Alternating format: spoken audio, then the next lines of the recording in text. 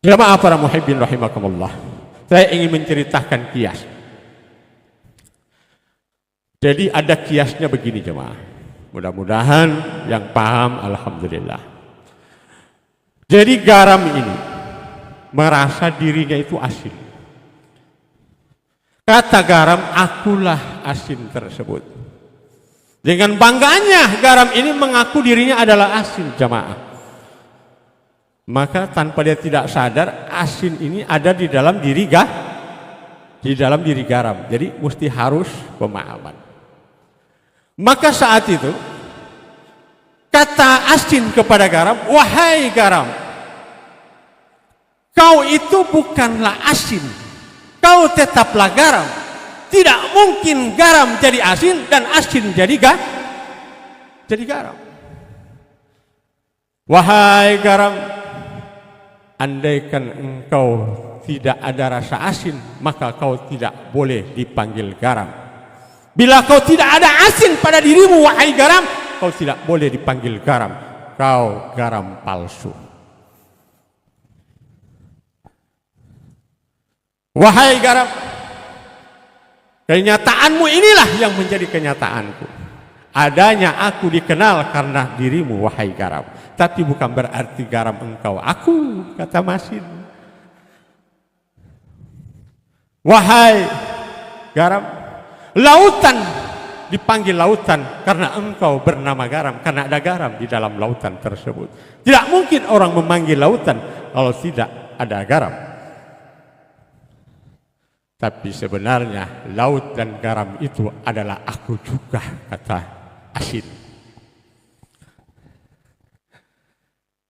Wahai garam, kau bukanlah sebenar-benarnya garam, dan aku asin bukanlah sebenar-benarnya asin, karena garam dan asin itu hanyalah nama. Aku bukanlah asin dan garam bukanlah garam. Hamba bukanlah hamba kalau dia mengenal Sang Maha Pencipta. Tuhan tetaplah Tuhan. Maka disitulah disebut dengan wa'ainul basiratul fil wahdah. Artinya bagaikan pinang dibelah dua. Karena ketika kita pulang kepada Allah Subhanahu wa taala, kita kembali kepada Allah Subhanahu wa taala, maka ketika para ulama mengatakan dalam kubur itu, man rabbuka, siapakah Tuhanmu?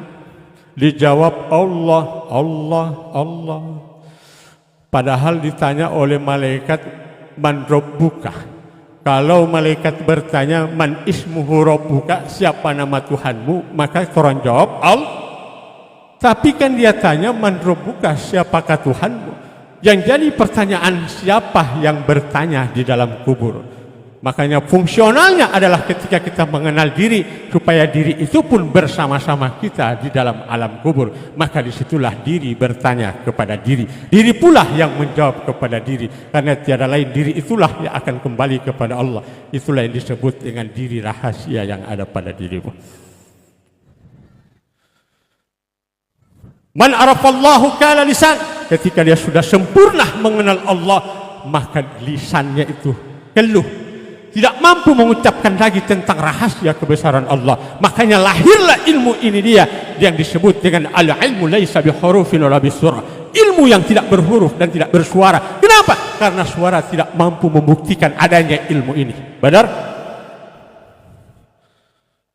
Kalimat tidak mampu membuktikan dan mengkiaskan ilmu ini. Maka lahirlah yang disebut al-ilmu laisa bihurufin wala bisurah. Ilmu ini tidak berhuruf dan tidak bersuara. Al-ilmu ma fi suduri ma fil kitab. Karena ilmu itu ada pada dirimu tapi bukan pada kitabmu.